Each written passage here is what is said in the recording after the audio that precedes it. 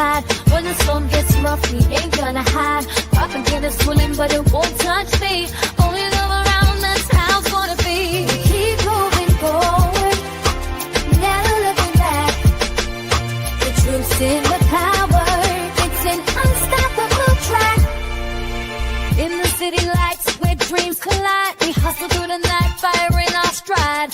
Whispers in the dark can't dim my glow. With rhythm in my soul, I'm ready for the show. We break the chains, rewrite the rules in this concrete jungle where nobody's fools. Unity sings louder than the lies they scheme. In the heart of the struggle, we dare to dream. We keep moving forward, never looking back. The truth's in the power, it's an unstoppable track. Another Queen Ahmadiyyah production. Haze on the corner, they talking real loud. Spreading on light, trying to bring me down. Enemies lurking, but I won't back away. Got a vision in my mind, I'm here to stay. Put my crew beside me, we rise like a tide. When the storm gets rough, we ain't gonna hide. Propaganda swilling, but it won't touch me. Only love around, that's how it's gonna be. We keep moving forward, never looking back. The truth's in the power, it's an unstoppable track. In the city lights where dreams collide, we hustle through the night, fire in our stride. Whispers in the dark can't dim my glow. With rhythm in my soul, I'm ready for the show. We break the chains, rewrite the rules in this concrete jungle where nobody's fools. Unity sings louder than the lies they scheme. In the heart of the struggle, we dare to dream. We keep moving forward, never looking back.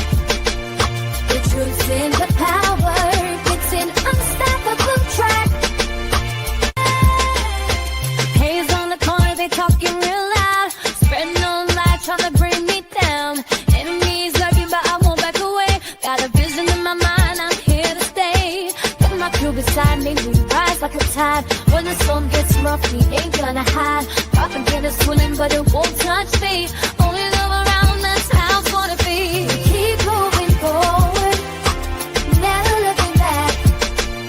The truth's in the power, it's an unstoppable track.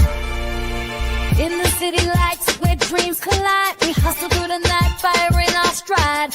Whispers in the dark can't dim my glow. With rhythm in my soul, I'm ready for the show. We break the chains, rewrite the rules in this concrete jungle where nobody's fools. Unity sings louder than the lies they scheme. In the heart of the struggle, we dare. Right, hello everyone. Thanks for tuning back in once again to the original Queen Ahmadiyyah Shakur show. I'm your host, Queen Ahmadiyyah Shakur, and this is your daily vitamins. So as you're coming in, please feel free to go ahead and subscribe to the channel if you haven't done so already. Be sure to click that notification bell and click the word all so you're notified each time the Queen Goddess goes live. Now, with that all being said, let's get ready to get into the receipts. Okay, so hello, Deronda. Juju B is in the virtual building. Lillian. All right, Robert. Terry Hidden, Alice, Desmond, we the people. All right, G from the land. Okay, so let's get into it. Shout out to all my loyal royals. I see you, Alice. Ashcott is here, Claudette, Deronda. Okay, so shout out to all my loyal royals and everyone tuned into the Queen. And a big shout out to my moderators because y'all know they be putting in work. All right, I see you, Emperor Rex. Okay, so let me just tell you all something real quick. You may have noticed that I have not been playing the Lego videos in the last couple of lives. Well, that's because of ScrewTube. Okay, that's because of ScrewTube. Now, I knew it was only a matter of time before they started their BS. If you remember, the first time I played one of those videos, I said, ScrewTube better not start any BS about copyright claims, because I literally asked the creator of the video if I could use it. Okay, because I follow him on TikTok. But anywho, ScrewTube's been giving me copyright claims, okay, starting yesterday, or the day before. It gave me some copyright claims for that. And let's not forget how they demonetized 15 of my videos last week, okay? And even though I disputed it, they still are sticking to their story, okay, that it's copyrighted, that it's copyright claimed work. But here's the thing. AI videos that are fully AI are not really allowed to be trademarked. Okay, I looked it up and I put that in my dispute to them, but they're screw tube and they get to do whatever they want. Okay, I just want you all to know that. And also, don't forget to double check and make sure you're still subscribed because, again, I told you I noticed that they subscribed some people on yesterday. Okay, so now that all being said, let's get ready to get into it. Before we do, okay. Yes, the music too, Ashcon. I mean, but lucky for me, I make my own little intro so they can miss me with it. Okay, so now with that all being said, let's have a brief word from my sponsor at 12 Tribes, and then we'll get into these nefarious receipts. Like stuff, everyone, please like and share. Thank you. Do not buy 12 Tribes on Earth hair growth oil and hair magic elixir unless you want super healthy, gorgeous hair that grows. They have a whole line of amazing hair growth products, including hair growth leave-in conditioner spray, hair growth shampoo, hair growth spray, and hair growth butter. I'm starting to sense a theme here. They include quality natural ingredients. They smell amazing, and you can see the results for yourself. So if you're looking for healthy hair growth for your natural or relaxed hair, try 12 Tribes on Earth today.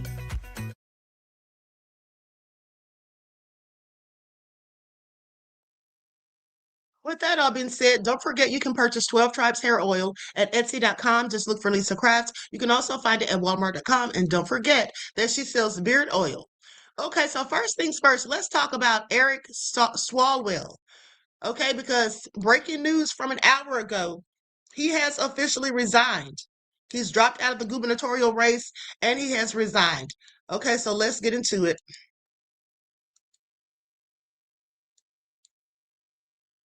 Thank you. We have breaking news right now about the future of Congressman Eric Swalwell. Very much Nicole in the newsroom following breaking details. Fill us in, Nicole. We are just getting these breaking details in right now, you guys. Eric Swalwell of California says he will resign from Congress after sexual assault allegations. Just yesterday, he announced that he was stepping down from his gubernatorial run. So today he's making this announcement that he's resigning from Congress. This is after multiple sexual assault allegations that prompted loud bipartisan calls for him to step down.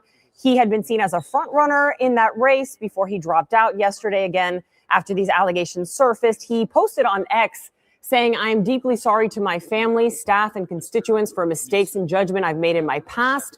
He said, "I will fight the serious false allegations made against me. However, I must take responsibility and ownership for the mistakes I did make." There was actually a woman who came forward to CNN talking about the sexual allegations she was claiming against him. So this announcement today comes one day after he suspended that campaign. So the breaking news today, he is resigning from Congress after these sexual assault allegations. As soon as we know more, we'll let you know. I find it all so interesting, and here's why.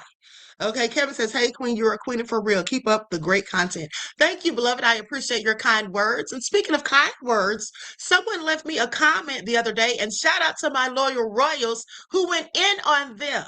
Someone left me a comment the other day talking about no shade, but it was really all shade, mind you. They said no shade, but you keep talking about Trump's fake war with Iran. This war is fake, and you need to talk about other things, and you just seem stuck. They said something like that, but they definitely said I seem stuck. I thought the war was fake. And I said to them, 165 children dead, okay, killed. Numerous soldiers, okay, hundreds of soldiers and civilians dead. What's fake about that? And I also told them that, hey, you don't have to watch the Queen's channel at the end of the day. And also, I do talk about various things. So what are they talking about? Let me just say that is obviously someone who wanted to hate. And that's all that was. I'm gonna have to start back going in on people. It looks like people think the Queen's getting soft. I'm gonna have to start back letting them have it. What do y'all think? What do y'all think? Okay. But so now here's the thing about Swalwell. Let me say this.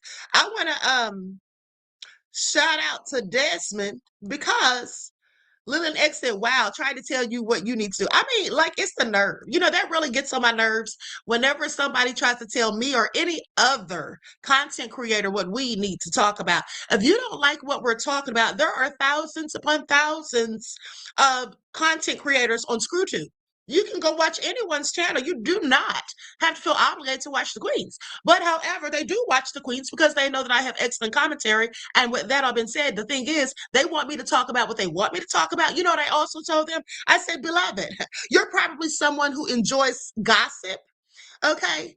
And so you seem to lack critical thinking skills. Okay. That's what that is. People who love juicy gossip, see, they love when I talk about the celebrity stuff, like the Diddy trial, things like that. If I mention Clarissa Shields and how people are going in on her, they like that part of my commentary. But when I'm talking about serious things that actually pertain to real life and things that we all should be concerned about and speaking about, well, some people find that boring because they're low vibrational and they don't have good analytical or critical thinking skills. Don't be mad at me if I do. Now, let me continue.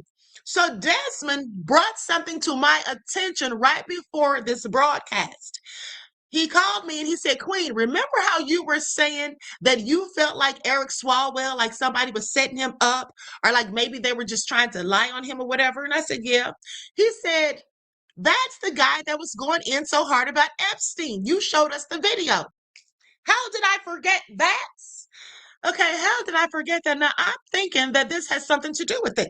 Okay, thank you, Desmond, for reminding me. Y'all know I have so many receipts that sometimes I forget my own receipts. So let's go to the video footage, shall we? Because I absolutely think that this is why this is going on with this man. And also, if they have so much smoke for him, and now he's so supposedly under a whole criminal investigation, why the hell isn't Trump and any of those other people who were credibly accused in the Epstein files? But nothing to see here, folks. Okay? I want y'all to pay attention. I want y'all to pay attention. Trisha says, I don't really like gossip, but I support the queen. Well, I don't really do gossip, in my opinion. What I do is when I talk about something that pertains to celebrities, it's always for a teachable moment. It has some basis in some form of education, something that we can learn from, making it into a teachable moment. I don't just gossip to be gossiping. I'm not a celebrity gossiper, but that's the thing. They still like it when you talk about these celebrities and gossip. It's gossip to them regardless. Okay, I talk about serious topics, honey. Even if I'm talking about celebrities, I'm being serious. Okay, now sometimes I get on her crack jokes and show y'all funny videos, but I'm just saying the main topics that I discuss are always serious and always have been, because that's just who the queen is. You see, I am an educator, and that's what I do. Okay, I give information to people to help educate and inform. That's what I'm here for. Okay, that is my call to duty. That is my mission here in the world. All right, that's why I went to college to be a professor. Now let's continue. Now listen to this. Of Donald Trump being mentioned 38,000 times in the Epstein files. Yeah, well, that's 38,000 times than most people that I know, and that's 38,000 reasons why people want to know why he won't come in and sit for an interview. People just want justice. I'm a former prosecutor. I'm a dad of a little girl.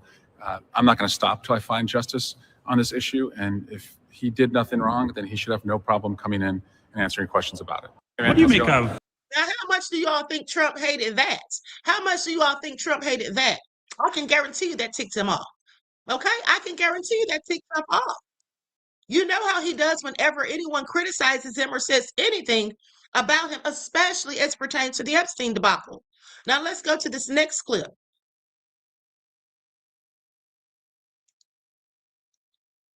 Epstein shutdown. Mike Johnson has shut down the Congress for almost 30 days because he doesn't want to find out how close Donald Trump is to Jeffrey Epstein, the largest, the biggest, the most notorious child sex trafficker America has ever known. We are in an Epstein shutdown. Mike Johnson has shut down the Congress for almost 30 days because he doesn't want to find out. No, he didn't want anybody else to find out. He should already know. Okay? So I'm just saying this man was going in on Trump. Okay, this man was going in on Trump at the end of the day. And I definitely think that had something to do with it. Okay? I really think so. Now, with that all being said, let's talk about this probe of Zorro Ranch. Because I found out something a little bit salacious last night, if you have to ask me. Okay, and I'm going to show it to you, and I have the receipts. All right. Now, with that all being said, New Mexico lawmakers' Truth Commission investigates Epstein's Zorro Ranch. Now, this is a report from EWTN News, and this is from a few days ago. Let's get into it. Now, if you remember, I told you all that back in 2020, there was someone in New Mexico who was supposed to be investigating this, all right? But remember, the FBI supposedly told the person, no, we're going to take care of it, and then nothing was ever done. Okay, so please pay attention. We're learning more about the search of deceased sex offender Jeffrey Epstein's former property in New Mexico. I will tell you the search took 11 days to actually, drone out the whole entire property. So that tells you what a vast property this was and how large it was. New Mexico Republican State Representative Andrea Reeb is part of the State Truth Commission established to investigate Epstein and his Zorro Ranch. It's working with the State Department of Justice, which carried out the search of the property last month after it had received renewed attention when an anonymous 2019 email uncovered in the Epstein files made the unsubstantiated claim that abuse victims were strangled and buried at Zorro Ranch. The sender claimed to have worked there. Were human remains found? Were they not found? I can't tell you if they were or weren't found, but I guess what I would say is, let's say cadaver dogs did not find anything. It doesn't change the fact that there maybe still could be something there. These images of Zorro Ranch taken in the early 2000s were given to EWTN News by a former worker at the ranch. Former workers told us they would agree to speak about their time at Zorro Ranch if the New Mexico Truth Commission called on them to testify. They need to be reached out to, preferably by law enforcement, but they will play, I think, a big role in, what may or may not have happened at the ranch. Representative Reeb mentioned tips have come from all kinds of people, even psychics. So law enforcement will have to sift through allegations, keeping in mind some information could be valid or not. In the Epstein files, one document describes an April 2020 account given to the FBI in Albuquerque from someone whose name is redacted and makes the unsubstantiated claim that one of Epstein's Zorro Ranch victims was raped and became pregnant before the baby was then sacrificed and buried at the Christ United Methodist Church near Albuquerque. EWTN News called the church last month, and we were told it was the first time anyone had brought the unverified claim to their attention. And we spoke with a representative of the New Mexico Conference of the United Methodist Church who told us it was the first time anyone with the conference had heard of it as well. And they had no record of the FBI ever contacting church officials about it. We reached out to the FBI Public Affairs Office in Albuquerque and asked if the FBI investigated or followed up on the reported claim, and if so, what were the findings? In an email, the office responded, "We have no comment at this time." As the investigation into the past at Zorro Ranch continues, questions about the future remain. We called the current ranch manager, who told us no comment when we asked questions about the property and referred us to the officially released statements by the owners. On X earlier this year, former Republican State Senator Don Huffines, who is running for Texas Comptroller, wrote, "What the enemy once meant for evil, God can redeem for good." The family of Huffines purchased Zorro Ranch in 2023, 4 years after Epstein's death. In an interview with One America News, Huffines said he plans to turn the property into a Christian retreat. It has been renamed San Rafael Ranch after St. Raphael the Archangel. This was obviously a dark place, and we wanted to put light in a dark place. It always shines the brightest when you do that. The Huffines campaign has not returned our calls or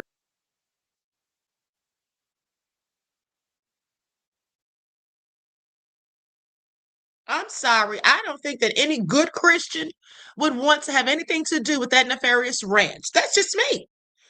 Let's see how any good Christian would want to have anything to do with that nefariousness that they know went on there. And also, if they don't find any bodies, well, maybe, just maybe, those bodies were removed in 2020 after they started looking into it and wanted to go and do some investigations. Okay. And then the FBI said they would do something, but didn't do anything. But hold on. Listen to this. I find this all interesting. Listen to this. Breaking news exclusive. The U.S. attorney who should have investigated Jeffrey Epstein for sexually abusing. Now remember, in 2020, it was the the district attorney of New Mexico at the time, who wanted to look into it, and the FBI told him to fall back. But here's the thing. Someone wanted to investigate it in 1996. The U.S. attorney who should have investigated Jeffrey Epstein for sexually abusing 16-year-old Annie Farmer in 1996 in New Mexico was Epstein's personal, wait for it, this man who was the U.S. attorney, he was also Epstein's personal power of attorney. Do y'all hear that? The person who was supposed to investigate Annie Farmer's claims and investigate that ranch was none other than Jeffrey Epstein's power of attorney. Now talk about a conflict of interest. So now we see why nothing ever happened. Okay, why it's nothing to see here, folks. Former U.S. Attorney for the District of New Mexico, John J. Kelly, that's his name, was Epstein's personal power of attorney on Zorro Ranch matters. This has never before been publicly disclosed until now. Now, I want y'all to pay attention, because where did you hear it? Where did y'all hear it first? That's right, you heard it here first. Okay, so please pay attention. Don't worry, I have receipts. I'll show you in a second. But listen, in March of 1993, Jeffrey Epstein needed someone to close the deal on his purchase of Zorro Ranch, a 7,600-acre property that he bought from then-sitting Governor Bruce King. Now, Epstein chose a prominent Albuquerque attorney by the name of John J. Kelly, then partner in charge of the Albuquerque office of Hinkle, Cox, Eden, Caulfield, and Hensley. Documents in the federal Epstein files show that Kelly, who would be appointed the United States Attorney for the District of New Mexico by Bill Clinton just 9 months later, signed documents on Epstein's behalf as his personal power of attorney for the purchase of Zorro Ranch and its state land leases. And so anything pertaining to it, he was in charge. Now, on March the 3rd of 1993, Epstein executed a limited power of attorney, appointing Kelly as his attorney in fact for the closing of the ranch purchase, including all state and federal leases on the property. The document is recorded in Santa Fe County and appears in the federal Epstein files as SDNY-GM, and it's got a bunch of numbers after that. Okay, that just proves it was recorded, okay, by the state papers.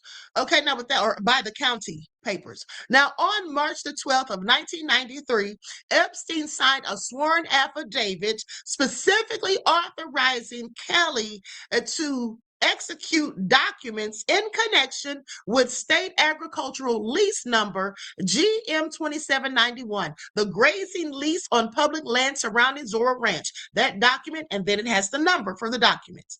3 days later, on March the 15th of 1993, a letter on the letterhead of Hinkle, Cox, Eden, Caulfield, and Hensley, Kelly's own law firm, was sent to the New Mexico State Land Office confirming that Kelly had signed the leases as Epstein's attorney in fact. In the eyes of the state of New Mexico, Kelly was Epstein. Okay? I want y'all to pay attention. 9 months later, Kelly was appointed United States Attorney for the District of New Mexico, the chief federal law enforcement officer in the state, the man with jurisdiction over Zorro Ranch and everything that happened there. He held that office for 7 years. In 1996, here's where it gets interesting. Maria Farmer reported to the FBI that Epstein had stolen nude photographs of her and her younger sister, Annie. According to statements made by State Representative Melanie Stansbury, reports of sexual abuse at Zorro Ranch could have reached local law enforcement as early as that year. They could have put a stop to this in 1996, mind you. Annie Farmer did not publicly describe her own abuse until the Maxwell trial, which was decades later. But when she did, she recounted being sexually assaulted by Ghislaine Maxwell and Jeffrey Epstein at Zorro Ranch in Mexico in 1996. No federal investigation of Zorro Ranch was ever opened during Kelly's tenure. Then in February of 2024, when Albuquerque's KOAT Target 7 asked Kelly about his presence in Epstein's personal black book, Kelly declined an on-camera interview. Well, I wonder why. He told the station he had met Epstein exactly once at a meeting arranged by Governor Bruce King, at which Epstein expressed interest in buying the land. Asked why his name was in Epstein's personal diary, and Kelly said, I have no clue. You'll have to ask Mr. Epstein. In 2024, he knew darn well Epstein was nowhere to be found. That was not possible. However, as Mr. Epstein died in federal custody in 2019, or fled to BB's place, documents in the federal Epstein files bearing Kelly's name, his signature, and his firm's letterhead directly contradict his account of barely knowing Epstein. The Black Book, meanwhile, not only has Kelly's professional contact information, it has his home address, phone number, and even his wife's phone number, but you only met him once? The lies. Okay, Epstein mistitles Kelly as Attorney General here rather than U.S. Attorney. Okay, Kelly did not disclose his role as Epstein's power of attorney when asked by KOAT about his name being in Epstein's Black Book. Alyssa writes is the only media outlet to discover and report on the personal and professional relationship between Kelly and Epstein.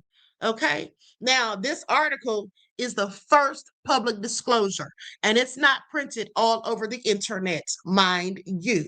All right, now I have connections. Please pay attention. Now, at the time Kelly made his statement to KOAT, he was serving as president of the city of Albuquerque's ethics board, and Kelly, now retired, did not respond to a request for comment. But guess what? Oh, there's more coming soon, and I intend to bring it all out, beloveds. Okay, and this is what I be telling you all. Listen, at the end of the day, I'm going to show you this document, but I keep telling you all, this is all so nefarious. Do y'all hear this? These people are just all in it together as far as I'm concerned. Okay, because make that make sense. Hold on, beloveds. Let me just put my watermark on here. Okay, now I'm going to share my screen so you all can see the affidavit. This is all so interesting as far as I'm concerned. There you have it. There you have it, okay? Done at New York City, New York, on the 3rd day of March of 1993, I, Jeffrey E. Epstein, trustee of the Zorro Trust, a New York trust, hereby appoint John J. Kelly as attorney in fact and agent to act on my behalf to do and perform all acts, okay, and things necessary to be done, including to execute and deliver on my behalf all statements, memoranda, instruments of conveyance, and other documents of every sort. I don't even have to read the rest, but y'all see it. And there's the seal on it and everything. And it was recorded, like I said. So I find this all interesting. These people are absolutely something else. Absolutely something else. Hold on. So sister said, we here at Queen, that's why we need to tear down the entire system. They're all corrupt. Many of these people absolutely are. I'm not going to say every last one, but it's just so many of these politicians involved. It's just really disheartening. So what does that tell us? If this was going on in 1996 and they did not do anything about it then, do y'all really think they're going to do something about these Epstein files now? And then also, let's not forget about all the other stories that we have heard about these other islands and all of that. Okay, hold on, beloveds. Let me see something real quick.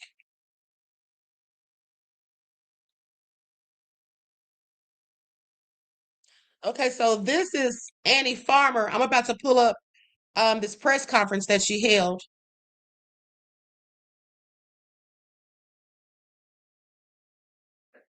Yeah, it is systemic, Robert. You're absolutely right.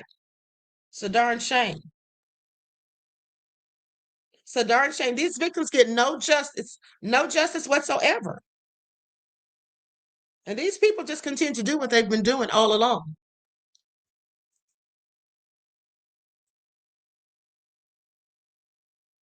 Okay, here we go. I'm about to pull this up on the screen. These are 3 clips of her talking.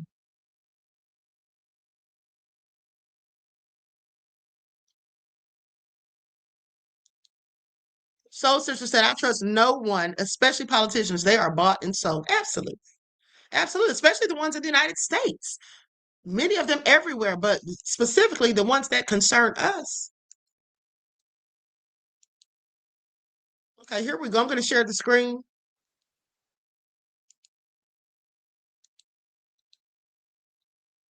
I can't believe. Now, just think about this. This happened in 1996, and you mean to tell me this document is just coming out? This is how they hide things. This is how they hide things, and how long? Just like, remember how Princess Diana, when she was killed, they say that the truth about her death, the investigation results, and all of that cannot be released for 70 years. That's crazy. So when all the culprits are dead. It's a heavy day, a momentous day, but a heavy day, a heavy week. How are you feeling? There was a lot of anxiety coming into today for many of us survivors that have been involved in this process. But I have to say, it has been an emotional day in a way that I was not expecting.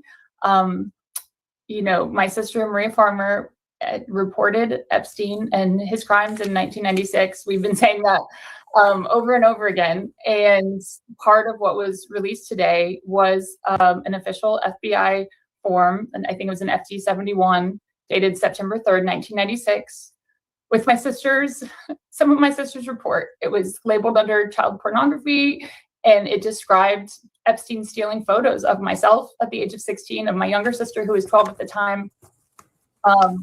And just to see it in writing and to know that they had this document this entire time.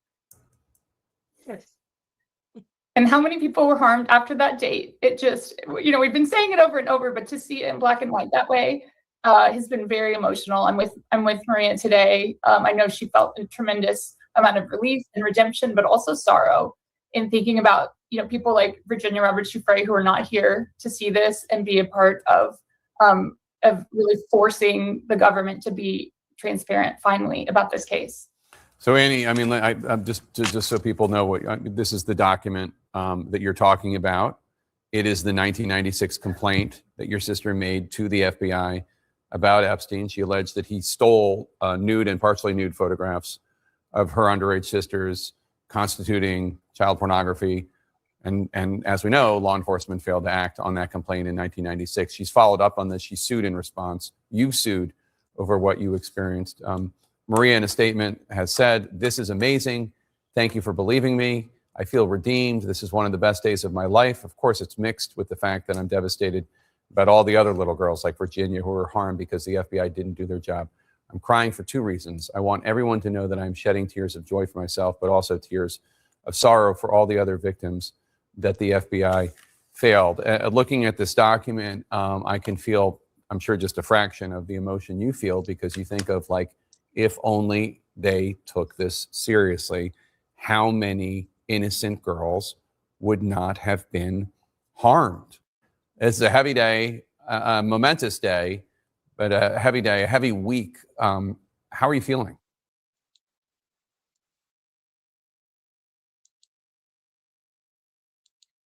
Now, I find this also interesting, but let's go to this other clip where they say Annie Farmer named multiple U.S. presidents covered up in the Epstein files.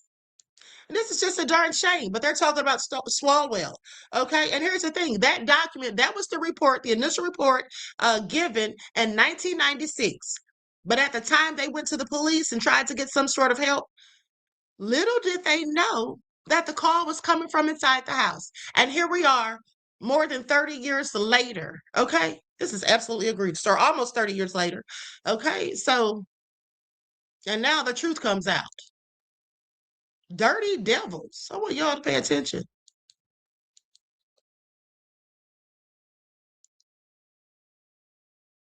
Political noise surrounding this case. I just want to remind people of some of the facts.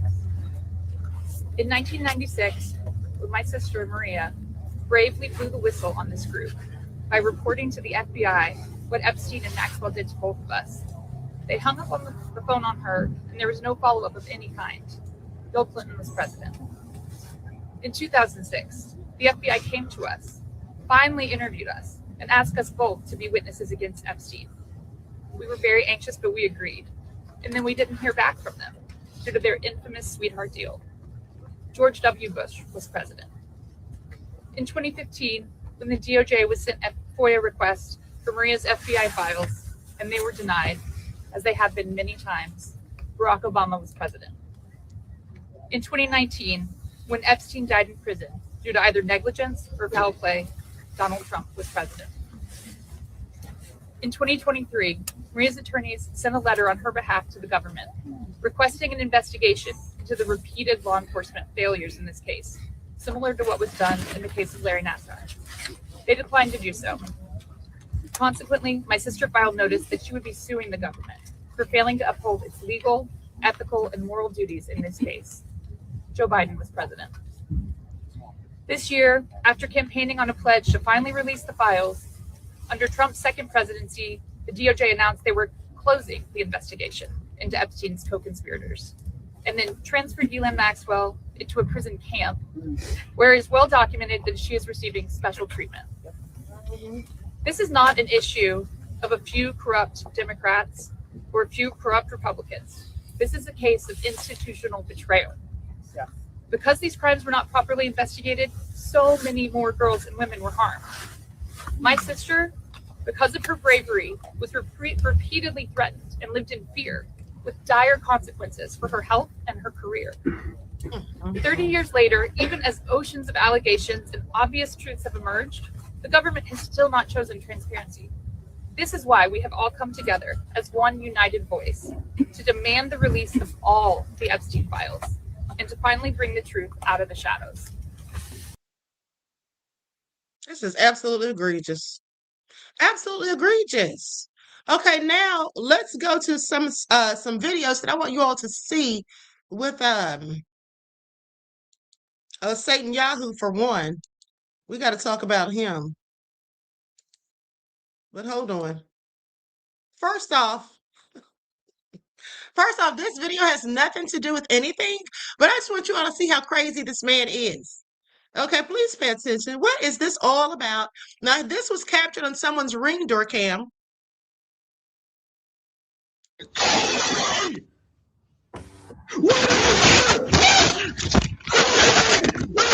Hello? Hi there. Can you open this door, please? For what? I just want to make sure that everything's okay. There seems to be something going on. What do you mean? I don't know. I just figured I'd check on something. I don't know what you want, man. Get out of my house. Open this fucking door. Where's your daughter, man? Where's your daughter, man? What are you talking about? Where's your daughter? Who's in there with you? Bro, if you don't open leave... this fucking door. Open this door. I'm breaking it fucking down. You understand me? Leave my house. You don't... Are you okay? Is everyone in this house okay? What? Everyone's okay. What do you want?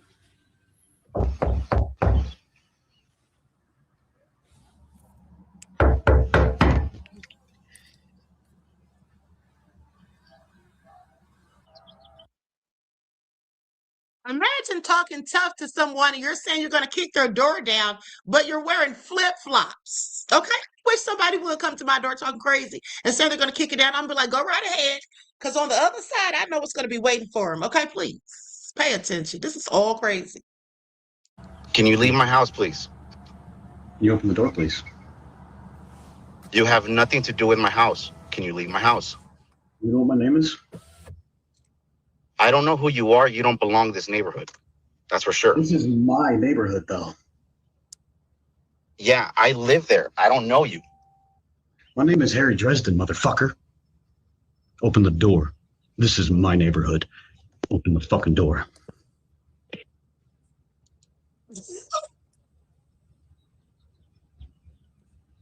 No, or I will fucking end you. Do you understand me? He's a demon.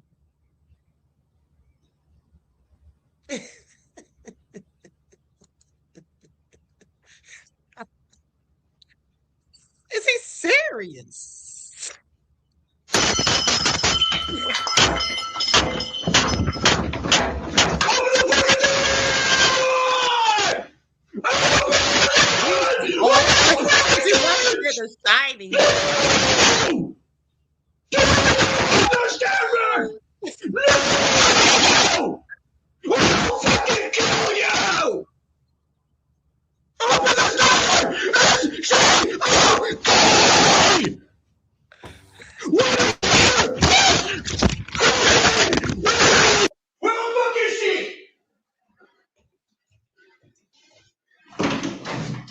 not in? Victor, you around? Walk the fuck out. I'm telling you, I'm giving you a chance right now, man. This is the third room, bro. I'm giving you a fucking chance. Get the fuck out of my house. This is the third room, bro. I'm telling you, get the fuck out of my house. Please. Just answer the question. Get the fuck out of my house. Answer the question, please. There's no one in there. There's 3 rooms, man. I don't know who you are. You better get the street at 1797 Co-op Drive. I don't know who you're talking about, man. Why do I hear screaming? Are you military? Yes. Okay. Can you help me out? Okay. Yes. I understand what you're going through right now. Yes. Can you step outside? Yes, sir. Thank you. Will. Thank you for asking. There's something going on this street, bro. Bro, everything's fine. Please step outside. Okay. Well, sit there. Sit on the ground, please. Yes, sir. Okay. Okay, that was crazy. I would not have been that nice. And a shovel? Honey, I'm not answering door with no shovel. You come up in there, you're not getting no shovel. No, please pay attention. This is all crazy. I absolutely cannot. Now I want you all to see this here. I want you all to see this here because please pay attention. Now, this was breaking news like 9 hours ago. They say the Chinese foreign minister gets furious. Chinese foreign minister immediately returned the note handed to him by Netanyahu during the press conference. Okay, the effects of anger were clearly visible on the Chinese foreign minister's face. Now, what I want you to pay attention to is it wasn't handed to him by Netanyahu, but it was given to him because of Netanyahu. But watch how this man reacts.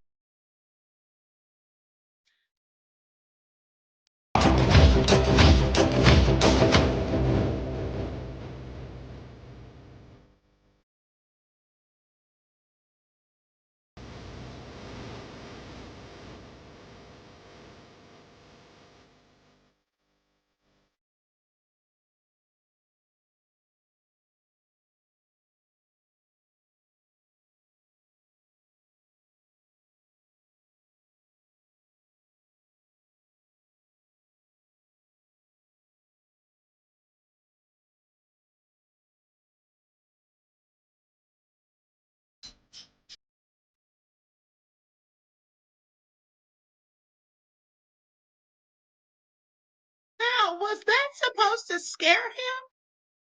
The way he kept staring at him, that man turned around and looked right back at him like, what's up? I want you all to pay attention, honey. This is how he tries to intimidate people. And now the police are coming and knocking on your door if you have been talking greasy about his people on the internet, as if you don't have a right to have an opinion. But I'm going to say what I want to say about who I want to say it about at the end of the day. As long as you're not making threats, saying anything that's violent or whatever, okay, there's the difference. Now, hold on. Now, listen to this. Benjamin Netanyahu threatens all of Europe for not getting involved in starting a world war with Iran, saying that his people is not real, will not forget what they did. Okay, what you did. Netanyahu says Europe has forgotten many things since the Holocaust, and that is not real is protecting all of Europe today. It can learn a lot from us. That's what he said. Who wants to learn from him with his nefarious self? But now look at this. Ted Cruz just refused again to say that Christ is king. He insists that it's anti-Semitic. Okay? How is that? The Bible is now anti-Semitic? Please make it all make sense.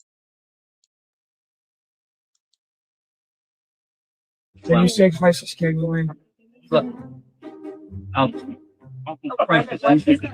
you my hesitancy with it is there are people online that are using that in a way to deceive it. But look, Jesus Christ is the Lord and Savior. He died and shed his blood for all of us. Yes. But I don't like people using it's a weird online phenomenon that I think is there are some that are using that in a hateful way, and I think that's. Well, I don't mean it in a hateful way. I know you don't. I know. Yeah, of course. I mean it like Christ is king. Amen. Amen. Yeah. All right. Can we throw up a 1? I'll just do a thumbs up. That's awesome. Okay. Man. Thank you so much. All right. Thank you.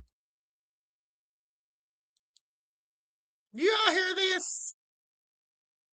And let me just say this. former U.S. President Nixon, in a leaked recording, said that Bibi's people own Wall Street and the major banks, and that if we do not obey their orders, they create fake economic crises to frighten the people. The financial lobby in New York is the actual ruler of America. That's what Nixon supposedly said. That's what Nixon supposedly said, and we all know what happened to him. Now, Satan Yahoo sent his son to campaign for Orban. Satan Yahoo sent a personal video to Orban's rally. Orban just lost by 14 points, the biggest landslide in Hungarian democratic history. Why did Satan Yahoo care so much? Here's why.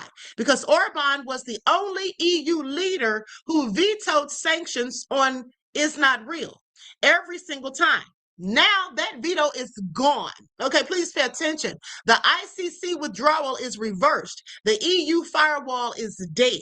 It's Not Real's own YNet News headline 2 days ago said, if Orban falls, It's Not Real could lose its EU firewall. He didn't just fall, he was buried. Okay? Want y'all to pay attention.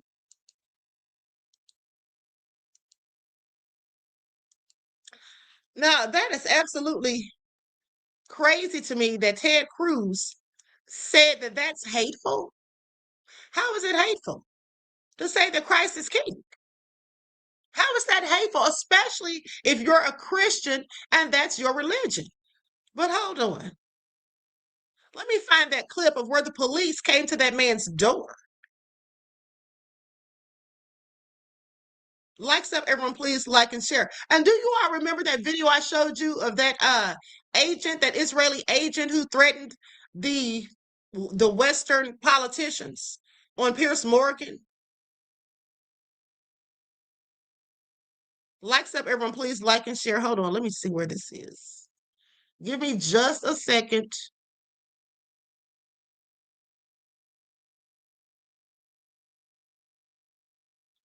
Why can't I find it? Did it get snatched out of my emails? Hold on. Here it is, right here. Okay. Now let's check this out. Cops came and knocked on this man's door. I find it all so interesting. Right, and here's the thing. The problem isn't all use. The problem is people with the mindset, whether you're you or not, and you have the mindset of Satan Yahoo, and you think the way that he thinks, and you believe and agree and condone the nefariousness that he does and orders to be done, and the wicked, nefarious things that his low-down, thugged-out IDF soldiers, who he says have so much morality, if you condone the things that they do. And I'm not going to act like my eyes don't see what's going on here, and nobody should. At the end of the day, there's nothing anti-Semitic about that. Okay, at the end of the day. Now, and as I said, we can't cover all of them in one category, because I would want everyone painting all Black people with a certain brush. Also, let me just say, my friend Sam, Secret Service Sam, who has been on this show, he's Jewish himself. Okay, he's nothing like Satan Yahoo. Okay, please pay attention. Nothing like Satan Yahoo. Now, with that all being said, let's go to the footage.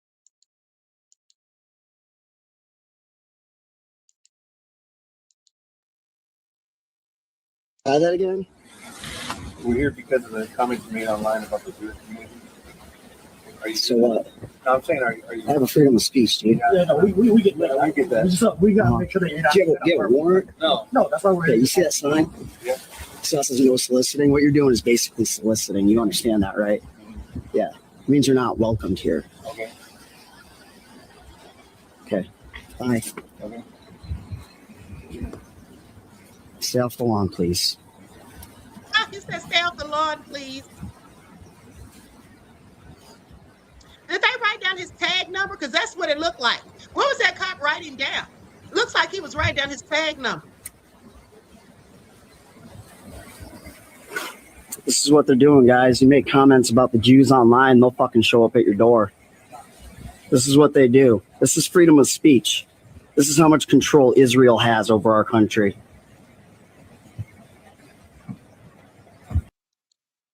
Now, can you imagine if they did that when people talk trash about Black folk?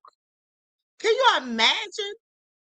Can you imagine if they did that, showed up at your door where people talk trash about black folk, and they have the audacity, these Karens and Kens, they have the audacity to talk trash when they say the N-word or try to drag us, and then people on social media get them fired from their jobs by finding out where they work and all that. They have the nerve to get mad about that, but y'all ain't saying nothing about this. People showing up, the cops showing up at your door.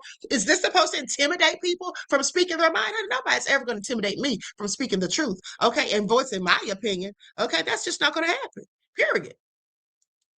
Now, with that all being said, let's talk about Ashley Jana, the influencer who went on a trip to a Tanzanian resort and then days after was found deceased.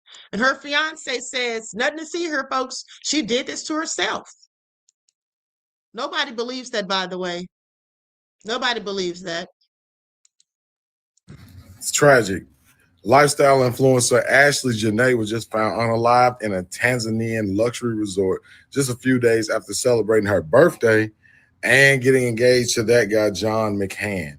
John McCann, who is her fiance, just told everybody, the authorities and her family, that she strung herself up by the neck. And it was a self-unaliving. But her family is completely rejecting that story and want a further investigation. She had no depression, no signs of depression, and told family and friends often that this was the happiest time of her life. So they're trying to figure out, why was she unalive herself? But what I want to talk about is the division amongst our people. This guy here, Heavyweight Don, said, Black kings, let's mind our own business. This is what they say when one of our brothers are harmed. Now, does he have a point? Yes. This other guy, Petty Jr., he said, it's not really our fight. I hope her family finds peace, especially the Black men in her family. All right, now this guy under the post that I pulled this from, this is a top comment. What he's saying is that, hey, if somebody marries somebody of another race and they have relinquished their membership to their original race and culture. Y'all tell me what y'all think about that. AG with TV. I think that Black people should learn from history. That's what I think. I think that people should learn from history. I think that when you see a pattern of behavior, then you should pay attention and observe and, and proceed with caution. That's what I think. That's what I think. At the end of the day, I think that Black people should also be aware of that when we see these murders, these incidents like this, such as Courtney Clenny, for example, when we see the Black guy who was dating I think he was married to this woman, the Caucasian woman who stabbed him as he lay in the bed. They had been arguing and bickering that day at a friend's wedding reception. Came home, supposedly got into it according to her, and she says he tried to attack her and she had to stab him. Well, I'm sorry, but how was he attacking her when he was lying flat on his back when stabbed? That's how the body was found. Okay, we remember all the lies that Courtney Clenny told. Here's what I'm saying. I'm not saying you shouldn't date outside your race. I'm just saying that maybe you need to think about what you may be getting yourself into, because I can guarantee you, if the shoe is on the other foot and a Caucasian person marries a Black person and then turns up deceased, and they even think that the Black person did it, they're going to jail. They're going to jail. I assure you, they're going to jail. They will stand trial and they will likely be found guilty, whether they actually did it or not. But in many of these cases, well, there's nothing to see here, folks. Do you all remember that story I told you about that lady who went on a date? She met the guy online on Tinder or whatever and went to the house and had drinks with him. And then she was found dead. Okay, he says that she had gone in the bathroom and was throwing up and he didn't know what happened to her. Y'all remember that, right? They didn't even bother to investigate the alcohol that was there to see if there was anything put in it. It was just all kind of crazy stuff. Blood was all over the bed. I'm sorry, what? And then what about the other guy who met a Black woman online? She turns up dead. Nothing to see her, folks. The police even said out of their own mouths, and I showed you all the footage. The police officer said he seemed like a pretty good guy. He seemed like he was really nice. So they didn't think he did anything. Let's not forget the young lady who had a roommate who didn't look like her down there in Texas. Okay, Gloria Bamboo, if you all remember, down in McKinney, Texas, turns up dead, hanging in the garage for 3 whole days. And the roommate doesn't know anything. He knew everything because, in fact, how's that body hanging in your garage for 3 days in the middle of July in Texas heat, and you didn't smell anything or think anything suspicious? But also, the day that she supposedly died, he called his mother and had her show up to town because he said he needed her help. Help with what? And also, let me just add, if you remember, that there was a broken water heater in the garage, and there have been people, supposedly him and somebody else, going in there to work on it. So y'all didn't see a dead body hanging?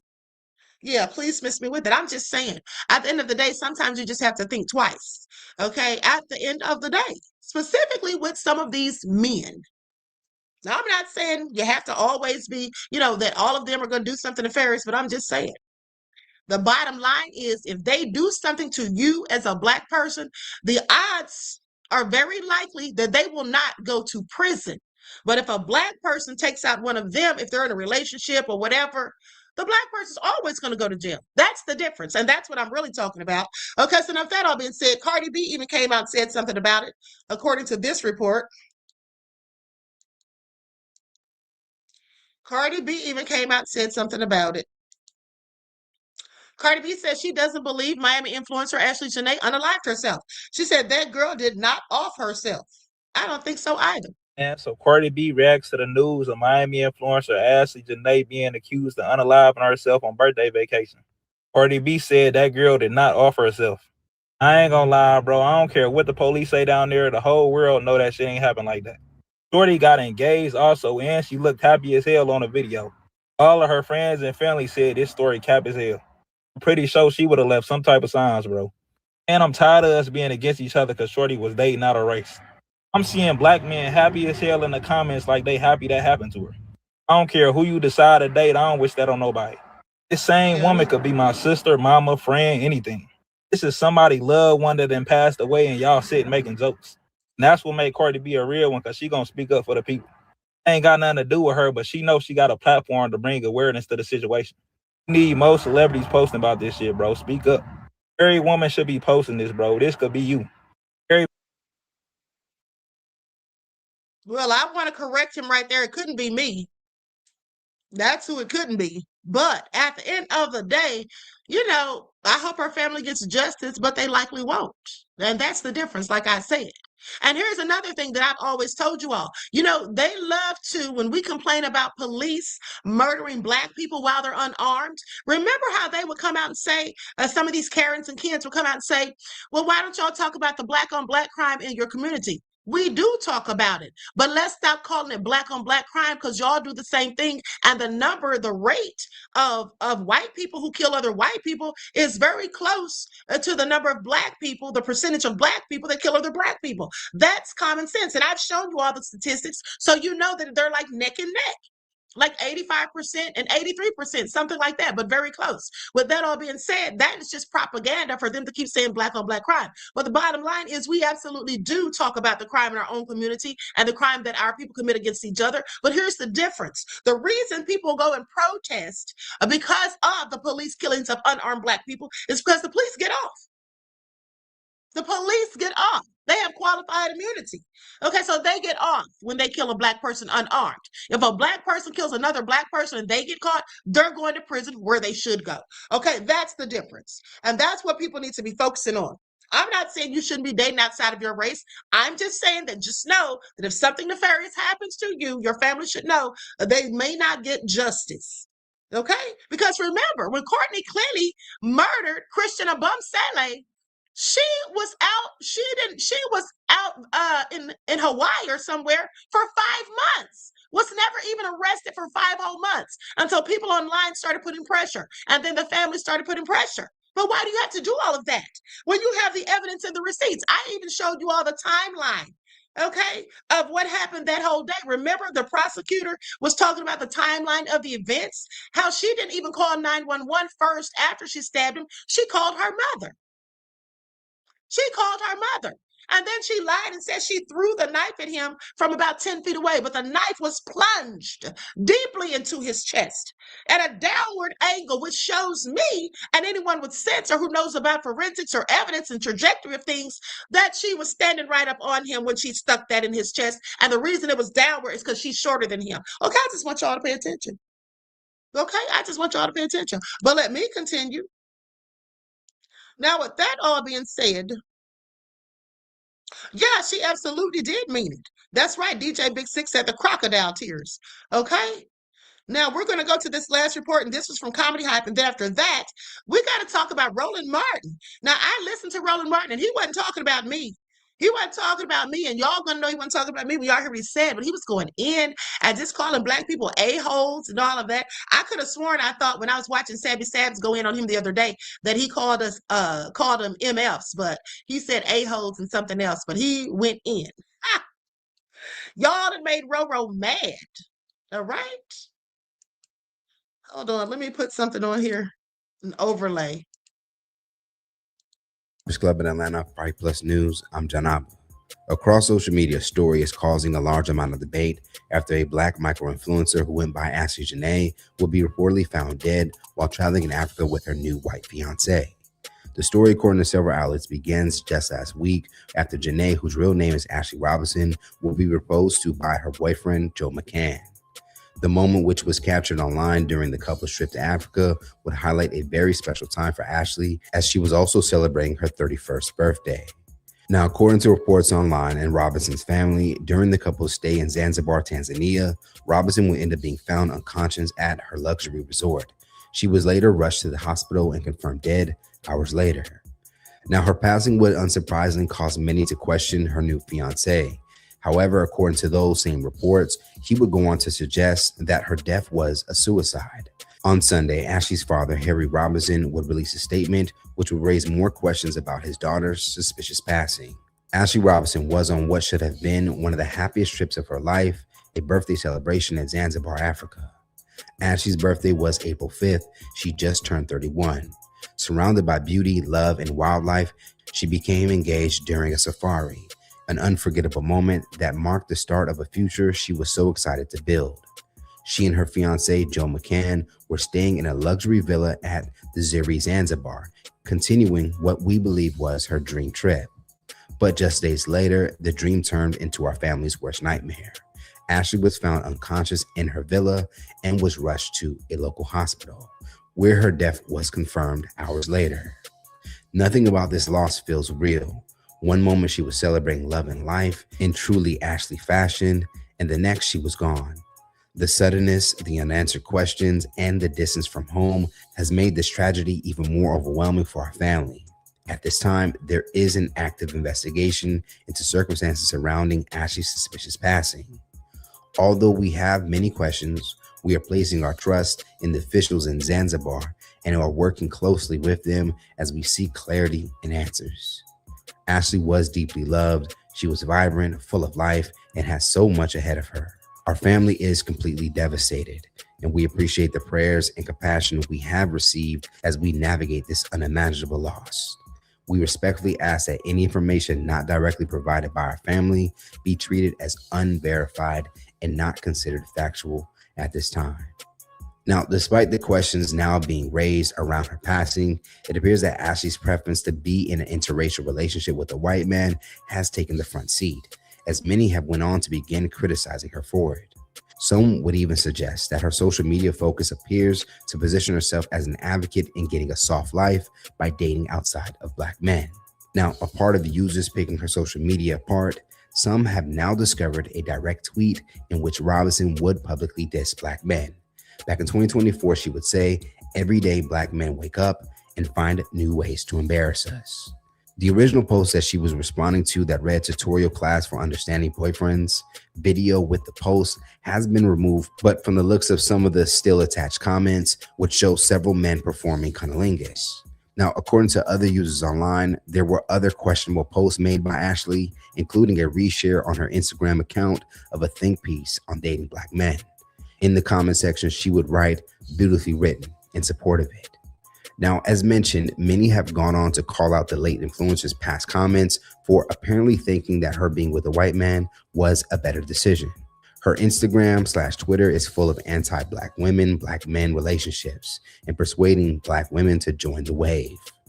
On X, the discourse would continue, as one woman would push back on the criticism. This not a gag for Black men. I can pull up a Black man that murdered a Black woman with ease. While another woman would write, I hate when certain topics reach this app. When this girl was a bottle girl dating a rapper/drug dealer and stressed the F out, no one had anything to say. If she had lost her life to any other race, would it have made it better or worse? I'm noticing that Black men only speak on Black women getting murdered when it's a white man doing it. Y'all kill us every day. Black women get strangled, stabbed, shot. But when it's a white man do it, that's when you say something. Then they're gonna say she was throwing shade at Black men. She never threw any shade at Black men. All her caption said was soft life this, soft life that. And y'all are making fun of a dead woman. Is it because Black women rejected you in high school or some shit? Like, I know better to not make fun of the dead. But I guess some of y'all wasn't raised right. As of now, more details have yet to be revealed surrounding her passing. However, many continue to question her fiance's involvement. From the looks of Ashley's post, she and McCann have been dating for a little over a year before her sudden passing. Let's talk about it more in the comments below. What's your takeaway from this story? And we'll keep you posted as more develops. And for more news,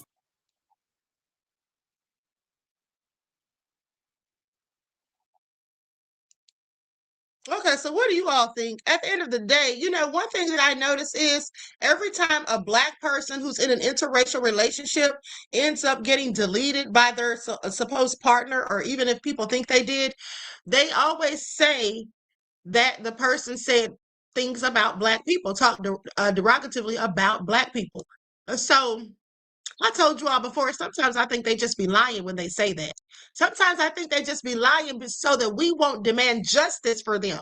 That's really what I think, because they say it every time. Now, maybe some of them do, but at the end of the day, they said every single time. So you mean to tell me that every single Black person who dates out of their race, if they get killed, they all talk trash about Black people? I don't believe that. Okay, I don't know if this young lady did or not, but at the end of the day, that's always the story. And I pointed that out to you all before. And I believe that they purposely do that and say those things and put that out there so that we will not demand justice. So we'll be like, F them. They brought it on themselves. This is what they get. What do you all think, though? This is just my opinion. Lieutenant Maxwell said, because many of them have. That's why many bring the receipts. Yeah, most of them, they don't bring receipts. Most of them, they don't bring the receipts. Okay, they may bring the receipts sometimes. A couple of times I've seen receipts, but most of the time they say that they don't bring receipts, especially when it's a Black man also getting killed, a Black man who was dating a white woman. If he gets killed by the police, it's the same thing. Okay, it's the same thing. The only time they didn't do it is with George Floyd, because George Floyd had a white girlfriend too. Okay, who told Black people not to go out there and protest because George Floyd wouldn't have wanted her to? Do y'all remember that? Do y'all remember that? At the end of the day, here's the thing. There is something called self-preservation, and everybody, 9 times out of 10, not everybody, but most people 9 times out of 10 are going to stick with their own people. So it's just like when George Floyd's fiance, after he was murdered by Derek Chauvin, and the people wanted to go out there and protest, they did go out there and protest. His white fiance came out and told Black people to go home. George Floyd would not have wanted this. How does she know what he would have wanted? How does she know? Most people would want their people, to speak up and stand up for them. Okay, to demand justice for their death. Most people would. Why would she say that? Because her people told her to say it, and she's going to go with her people, even if George Floyd was her fiance. Okay? Now just keep that in mind. At the end of the day, honey, I date, but my husband is Black. Okay, please pay attention. Now, with that all being said, listen to this. Trump, low down dirty self. This man comes out and says that Trump and JD Vance have been using the death of his son to spew hate against the migrants. Father begs Trump not to use his son's death to fan hate against migrants. Okay, because that's what Trump's been doing. All right, that's exactly what he's been doing. Please pay attention. Donald Trump. They have spoken my son's name and used his death for political gain. I wish that my son, Aiden Clark, was killed by a 60-year-old white man. I bet you never thought anyone would ever say something so blunt. But if that guy killed my 11-year-old son, the incessant group of hate-spewing people would leave us alone. The last thing that we need is to have the worst day of our lives violently and constantly shoved in our faces. But even that's not good enough for them. They take it one step further. They make it seem as though our wonderful Aiden appreciates your hate, that we should follow their hate. And look what you've done to us. We have to get up here and beg them to stop. J.D. Vance and Isn't that awful? Isn't that awful? Yeah, they try to use that as an example just to hate monger. You know, it's interesting because even when they talk about the crimes that some of the migrants have committed, I'm sorry, don't the citizens commit crimes too, the same kind? And in fact, sometimes even more nefarious? Who are the serial killers from the United States? Were the serial killers the most prolific ones specifically in the United States? Your Ted Bundys, your Albert Hamilton Fish, your Son of Sam. Okay? Sorry. Make it all make sense.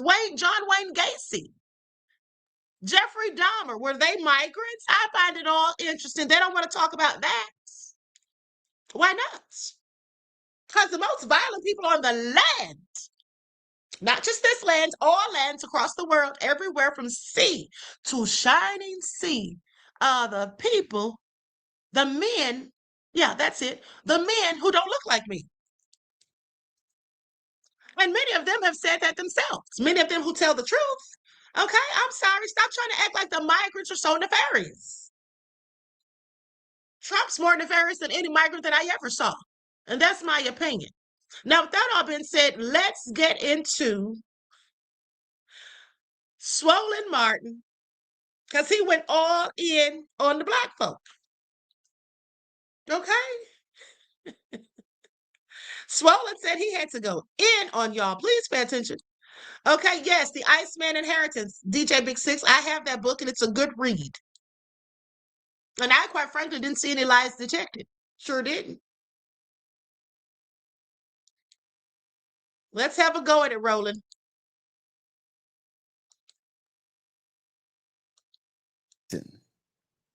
To so-called black-loving black people who got lots of smoke for Democrats, but they don't say nothing about this here. They don't say nothing about the poly markets and all of these little betting apps and how folks are making millions and millions and accounts opening right before Trump makes an announcement. Y'all, last week, Trump pardoned 77 people who engaged in Medicare and Medicaid fraud. Straight ass fraud. Folk buying pardons. One dude got arrested because he tried to extort somebody who owed him money for one of the pardons. So it amazes me when I listen to these people who sitting here, yeah, man, he buck dancing for the Democrats, when these people are doing what we said they were going to do, rape and pillage this country. See, again, and that's somebody in the comments say, well, Roland, I don't like you and Greg going after people who are defending lineage. Let me explain something to y'all. The reason I can't stand these punk ass people, oh yeah, you know, he got Haitian descent. Well, that was my maternal, paternal grandfather's ancestors. So using y'all math, I got 4 grandparents, 2 on my daddy's side, 2 on my mama's side. So don't defend yourself, bro. No. But John early, we're gonna call it simple math. We're just gonna call it simple math. So if I got 4 grandparents and one of them had ancestors that came from Haiti, that means I got 3 more. That's 75%. So you dumbasses gonna act like that 75% don't exist? That's how stupid the whole conversation is. But what I'm looking at right now, and we cover this stuff every day, Ed Bloom right now dropped a lawsuit against the Congressional Black Caucus Foundation saying the scholarships for the CBCF are race-based. They want to get rid of the money for the black folks. See, these little rich white kids, they can afford to come to DC and intern in somebody's office for free. These black kids can't do that. These black kids can't work for free in the State Department, in internships, and in fellowships. You got to have money. These white folks going after that. Y'all Negroes real silent about that. But y'all love to holler buck dancing. Oh, my God, he said there, support the Democrats. And these people are attacking every facet of Black America every single day. And y'all ain't saying shit. But you know why? It ain't no shock all of a sudden y'all start opening y'all mouths. It ain't no shock Amber Rose saying her bullshit to Nick Cannon on his podcast. You know why? Because y'all always show up around elections. See, I find it real interesting how a whole bunch of these Simple Simon Negroes were real quiet last year. They were real quiet when Doge was destroying billions of dollars of contracts. They were real silent when they were getting rid of grants for Black health and sickle cell. Oh, I thought y'all was super Black. Oh, they were slashing grants for Black infant mortality and all those different things. But they were mighty quiet. Oh, but 2026 hits. And lo and behold, what happens? We got an election that's coming up.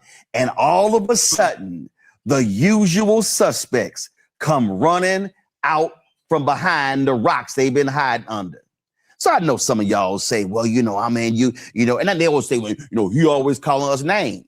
If y'all call me a tether, I'm going to call you punk ass some names. And what I'm saying is all y'all so-called super Black people, y'all really anti-Black. Because see, you're anti-Black if you're quiet about what these corrupt thugs are doing, but then you ain't saying nothing. So I just want to know, all y'all with your little USB microphones, with your little YouTube shows, show me how many Black families y'all have had on your shows whose loved ones have been shot and killed by the cops, but they can't call the DOJ.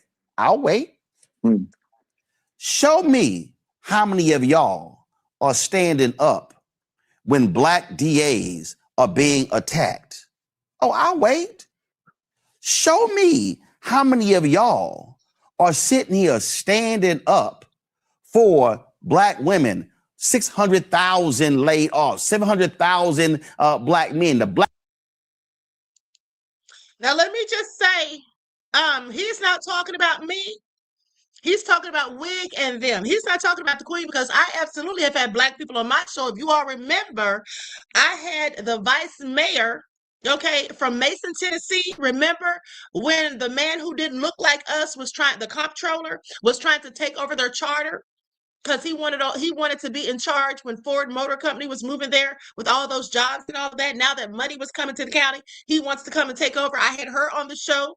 I had the Black lady whose child was bullied, okay, and then he hung himself. The poor little boy was 10 years old, 7. Remember the little boy named 7? I had his mother on the show. I had Thomas Hargrove, who is a white man, but he's a white man who's been trying to find justice for the 50 plus, for at least 50 Black women who were murdered in Chicago, and their murders were never solved. And it was obviously a serial killer because it was a pattern. Okay. And y'all know I'm a serial killer expert, but yeah, he has the Murder Accountability Project. You all remember I had him on the show, and me and him were talking about their cases. Okay. So I'm sorry, he's not talking about the Queen, honey. That's what he's not talking about. Okay.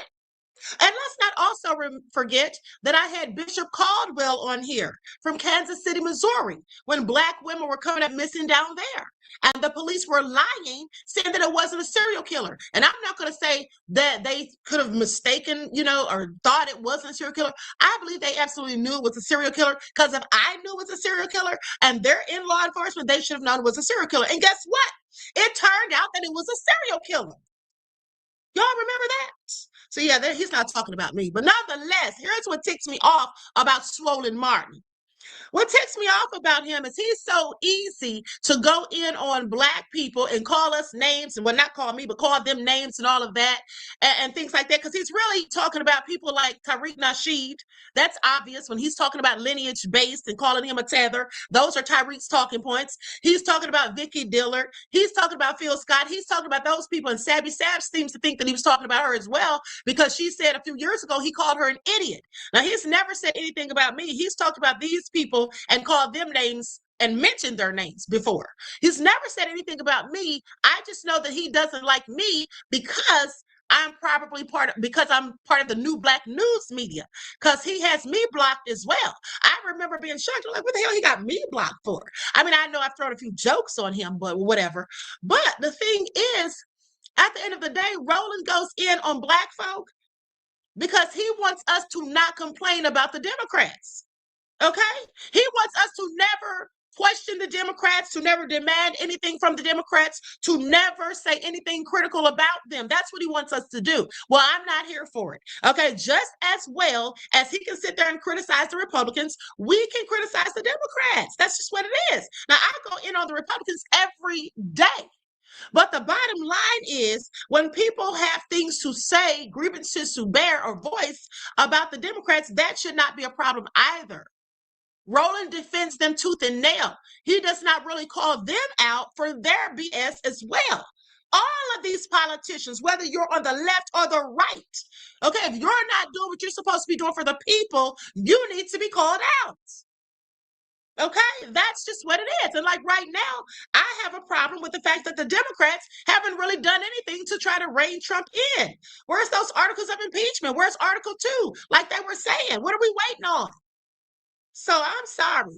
At the end of the day, all of these politicians can be called out and should be held to accountability. He should not be angry at Black people for merely asking for something, demanding some answers for their votes. Period. Okay, but let's continue. Unemployment rate has gone up. Ain't it amazing how all of these loudmouths are mighty quiet about Black unemployment going sky high, but y'all still got smoke for Kamala and Joe. Now, I ain't got a problem if you have a real critique of Kamala Harris or Joe Biden. But I notice you're real quiet about Donald Trump. And my last point before I go to my next guest, let me just go ahead and say this here because I ain't got a problem saying it. And I told y'all I'm trying not to cuss. And I was really trying to hold back. No, leave it on the forge. I'm really trying hard not to cuss, and I really want to go there. But you sorry assholes. It's amazing how y'all had a whole lot of shit to say. Where Kamala? Where Kamala? We don't see Kamala. Where Kamala? What's she doing? But y'all ain't got shit to say about J.D. Vance. Oh, it's amazing. It's amazing, you simple Simon Negroes. And let me just say again, he's not talking about me because I have said to you all on several occasions, where's J.D. Vance? Okay. Has Trump just replaced him with Elon Musk? Remember how Trump was all in the bromance with Elon and that's all you would ever see was him and Elon? You never saw J.D. I'm like, where's J.D. Vance? What's he doing? Okay. Is he putting in any work? But, you know, now some of the stuff he's saying is absolutely true because some of these people don't say anything negative about Trump. And I have questions. Where Kamala? Where's she at? She ain't doing nothing. What's she doing? She ain't doing nothing for our people. What? J.D. Vance ain't doing a damn thing. In fact, J.D. Vance is dogging Black folks. J.D. Vance still ain't been held accountable for the bullshit he said about Haitians in Springfield, Ohio. That was a lie. But y'all super Black folk can holler about, man, y'all sitting here, yeah. And I know all y'all gonna make your little videos. And I'm gonna close with this here. Wow. See, I don't need to get clicks mentioning your name. Because your names are meaningless. Because if I add 10 of y'all up, you still don't equal this audience. So you're going to need to use my name to get you some clicks. So I'm going to go ahead and help you. All y'all can kiss my ass because you're actually anti-black. Because you don't defend black people. You don't stand up for black people. You don't invite the black folks on your shows. But what you do is you criticize other black people who stand up for black folks, and y'all use your little silly ass cover of you woke dancing for the Democrats. Oh, you a shield. No. See, smart black people understand that. See, A. Philip Randolph knew what he was doing in 1948 when Truman was running against Wallace and Strom Thurmond and also against Dewey. So he knew what was going on. So even though Wallace was a socialist, a progressive, he was putting pressure on Truman to use his power in the White House. And so Truman knew that he could not win the election if he did not desegregate the armed forces, if there was no civil rights plank in the 1948 Democratic National Convention platform. See, some of y'all are so clueless about politics that you have no idea what the hell you've been talking about, because all you're doing is smacking your gums and saying nothing. There's nothing worse than loud Negroes who say nothing, that have no context, no basis, no value whatsoever, and all you doing is just talking.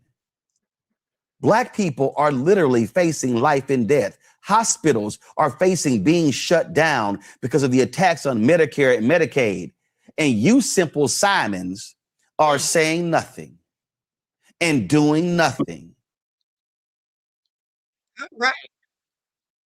All right, Swollen Martin. Well, he sure went in. Here's the thing, though. He's talking about people, the people that he's specifically talking about, like I said, these are all members of the New Black News Media, and he's been going in on the New Black News Media for years, and that's because we criticize the Democrats. But I want to say this, there are some black people who won't say a darn thing about Trump, and these some of these black YouTubers, for example, but Roland's not talking about them. That's what I find interesting. They praise Trump. Okay, they praise Trump. Officer Tatum. People like that. He's not even talking about him. And I find that interesting. Because why are you going in on the New Black and acting like they're just in the wrong, but not saying anything about these black YouTubers who literally praise Trump? These whole raccoons. The Stephen A. Smith, the Jason Hamhock Whitlock, do they go in on Trump? I've never heard them. He's not talking about them, though. That's who he should be talking about if he wants to air out his grievances. But that's how you know that he's only upset because we question the Democrats, because we ask them things, we demand things, and all of that. And he doesn't feel like we should. You know, at the end of the day, I think we should question all politicians, okay, especially when they want our votes, whether you're on the left or the right, okay, whether you're independent or whatever, whether you're part of the Green Party or whatever. At the end of the day, if you have questions or grievances to file, you should be able to do so without being ridiculed for it. All right, so Roland can miss us with it, or should I say swollen. Now, with that all been said, I'm about to be out of here, but before I do, I thought you all might want to see a couple of more videos. Okay, so let's go to this one. Oh, hold on. You got to talk about this story real quick. This is so crazy. Do you all know that this black man was just awarded $307 million because of what happened to him in prison? Let's get into it. $307 million. It's a whole lot of money. It's a whole lot of money. Pay attention. Now listen to what happened. $7.6 million has been awarded to a former Michigan inmate. He says he spent more than 2 years in prison. Hold on, did he say 7.6? I'm sorry, but on the caption it says 307 million. And I also could have sworn that I heard someone say that. Yeah, that's what it says on the paperwork, 300 million. Okay, but anyway, let's pay attention. Been suffering every day because a medical contractor wouldn't approve a surgery to reverse his colostomy bag. Erica Erickson is speaking with him and his attorney tonight. In the end, years later, the attorney for that former inmate says he told that jury, quote, "I made a mistake. This is worse than I ever could have imagined on paper." How were you treated? I was scrutinized. I was treated like an animal. By whom? Inmates and staff. He says he suffered for over 2 years while behind bars, denied necessary surgery to remove his colostomy bag, 44-year-old former inmate Cochise Jackson can barely put it into words. Oh, it was awful. You can't imagine. In prison from 2016 to 2019 under the Michigan Department of Corrections, Jackson, his attorneys say, early on developed a medical issue requiring the bag. The doctor told him, don't worry, it's temporary. You only have to have this for 6 to 8 weeks. But his attorney, John Marco, who calls the private healthcare company Corizon evil and a criminal enterprise, says the surgery Corizon refused to approve only cost $919.35. The less services that this private prison healthcare company gives to the inmates, the more money it gets to keep. The lawsuit filed back in 2019 says Jackson was not only refused necessary health care and supplies over and over, but also hospitalized for being beaten so badly, the bag often splitting open, feces all over his body. Shame on him. I'm still a human being at the end of the day. Marco says during the trial, former Corizon employees testifying they were not allowed to call an ambulance at times because it would cost too much money. Her boss at Corizon told her, just get him comfortable and let him die. Marco says he's now spoken to other inmates across the state and country with similar problems. One individual had to wait 12 and a half years to get his colostomy reversed. The skin around his stomach started dying. Another individual had to wait 5.5 years. His intestine had actually migrated outside of his body. And now while Jackson and Marco say they're satisfied with the historic $307.6 million verdict. I just wish these bad people would get put out of business so they can't do the same thing they did to me to anyone else. These people should not only be put out of business, they should be put in prison themselves. Marco went on to say there's a lot of former and current inmates who need help. And while this is a good start, there's still a lot of work to do. I'm Erica Erickson, local. $307.6 million. He did say 307.76 million. Yeah, that's a whole lot of money, like I said, and he deserves every penny of it. It's all crazy. It's just a darn shame they let people be in that condition over $918 and then saying it's too expensive to call an ambulance. So get him comfortable and let him die. So they're letting people die in prison because they don't want to pay for the ambulance. Y'all hear this? And there's no telling how many times this has happened. It's really sad and pathetic. These people are human beings too. But you know, sadly in this country, they treat prisoners and homeless people, even homeless veterans on the streets, like they're just trash, like their lives don't mean anything. It's really awful. Okay, now I want you all to see this video because this is so ghetto. When I tell you, and I'm not even exaggerating, this is the most ghetto video that I've ever seen. Okay, and I want you all to pay attention because, you know, when people think of ghetto, they usually tend to think of people who look like me. All right, or of, I say of my skin tone, not who look like me, please pay attention, but of my skin tone. But I want you all to see this. Bianca said Trump, he's definitely ghetto, beloved. Okay, and here's the thing. Let's just talk about how ghetto Trump is. First of all, his grandfather was a whole rug dealer and had a brothel, allegedly. Okay, Trump's been married how many times? Okay, and then let's not forget all that gold that he's put in the White House. That's all ghetto. In his own house, in his own mansion, private mansion. He has so much gold everywhere. He even has a gold toilet. That's all ghetto. Okay, that's ghetto. So yes, definitely Trump, but this isn't about Trump. These people, however, could be his long-lost cousins. Okay, let's get into it. Likes up, everyone, please like and share. And Cat's breath, yes, he absolutely is ghetto. A whole hood rat. No, the way you're acting, bro. What you mean how I'm acting, nigga? You can step out of the line with me, bro, if you chime me up like you want to do. That ain't what you Come want on, to do, big dog. man. Hey, you pipe the fuck down. You heard what I'm saying? I'll drop your chain when you get to come. Bro, you got some smoke, nigga. Motherfucker, I'm crippled. But then get your, I ain't get shit to nobody. Get your ass out of the road. What y'all niggas want to do? You need to calm the fuck down. I'm calm as I'm gonna be, big dog. You hear me?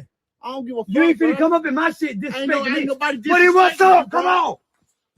Nigga, what you talking about? Motherfucker, I'm Come crippled. on, big dog. Fuck you mean? You opening up that goddamn mouth. Come on. I'm telling you, calm the fuck down, bro. Come get it. Come on. Bro, I ain't disrespect you or your homeboy. Come get it, nigga. What y'all want to do? I'm really about this shit. Come get what y'all want to do. Bro, laugh. Nigga, bring your ass in the road. I'm going to drop your ass. Because you doing it for no goddamn reason. Bring your ass in the road. You talking about, well, what's up? What's up? Nigga, hey, that's a lie, bitch. Don't cross it. My old lady got more game than both of y'all pussies, dude. You hear me? Bro, hey, Charles cheap, nigga. Look, hey. Yeah, man, we got things we trying to do. Now, I know what I'm trying to do. Mama, both of these boys just tried to hoe me out in your yard. Mama, I'm sorry, I ain't no hoe. If they want to fight me, they walk out here and get it how they fucking live. Hey, you ain't hearing what I'm saying, bro. You ain't even hearing what was being said, homie. That's why I ain't even getting up. You over here tripping for no reason. I'm just trying to make sure y'all. I'm trying to make sure y'all are good. Hey, bro, let me ask you a question. Did anybody call you or text you on your goddamn phone and tell you to come over here? No. Well, then what the fuck you here for? Because we're here to see Willie. Well, did Willie call or text off? Hey, don't worry about We got some shit going on today for the homies. What you mean, bro? What the fuck do y'all think I am?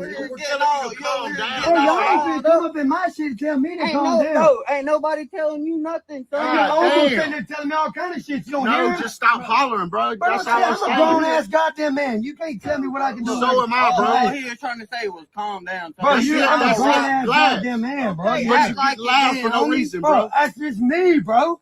What I'm saying is, you're not gonna tell me to do nothing. What you mean, get your goddamn hands out my face? You want some smoke? Come get some, big bro. I ain't trying to fight you. Well, then stop talking about some smoke, nigga.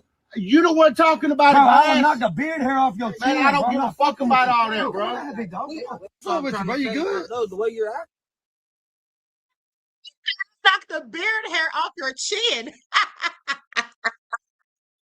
Did y'all hear it? Woo, honey, I absolutely cannot with them. Bianca said, perfect ghetto video queen made my night. Okay? I'm absolutely appalling. But hold on. Now, I want to plug this lady. She makes these awesome shoes.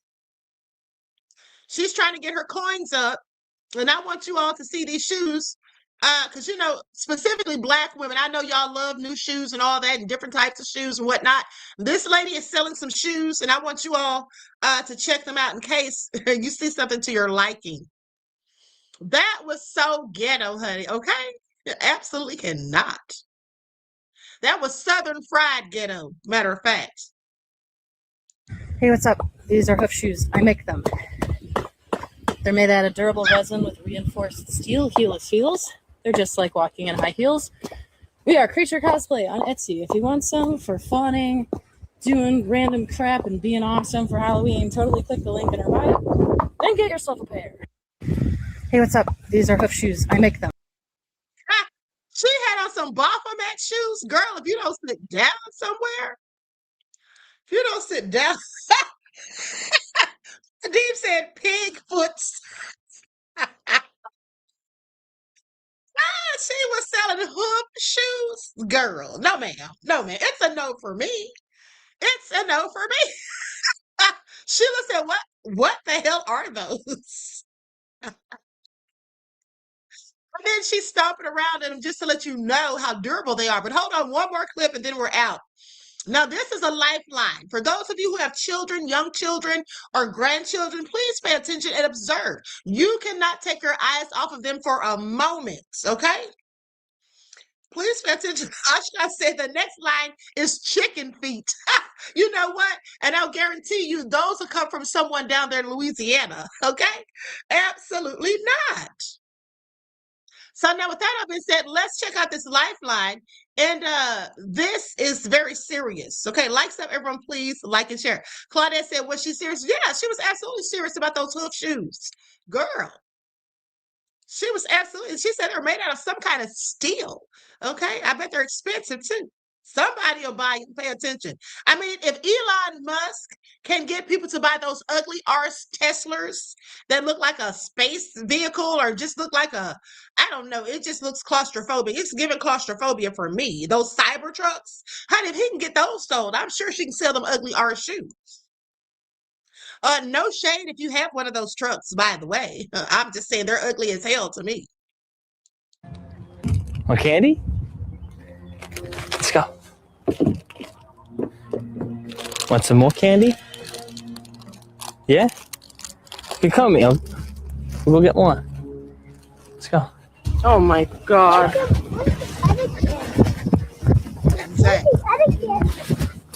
It's over here. I don't have any candy. Yep.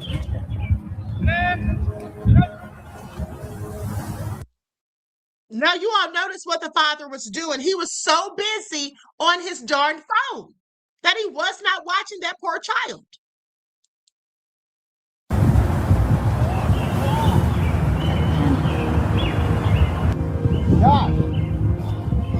Josh, where are you? What the f is wrong with you? You're not paying attention? You're sitting there on the phone, not paying attention? Josh!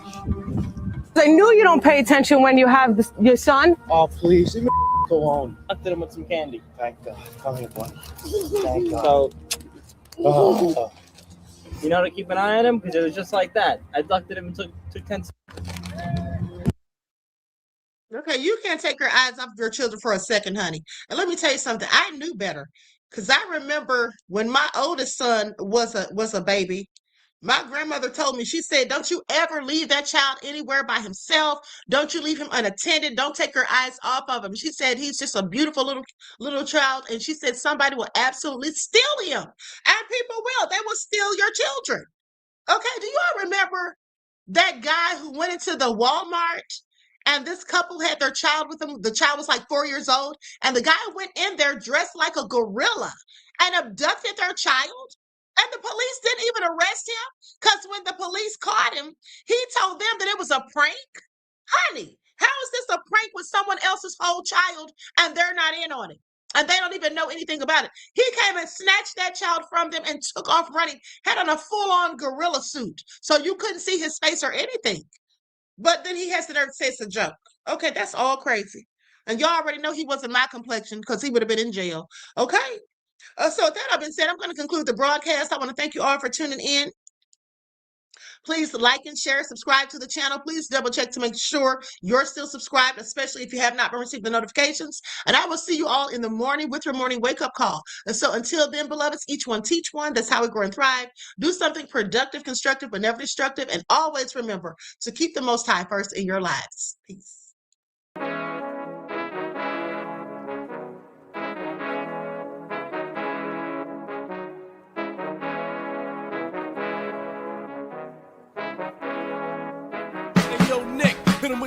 Gold all in my skin, God all in my blood, kings all in my circle. You touch one of mine and you're done. They show no love for the queen.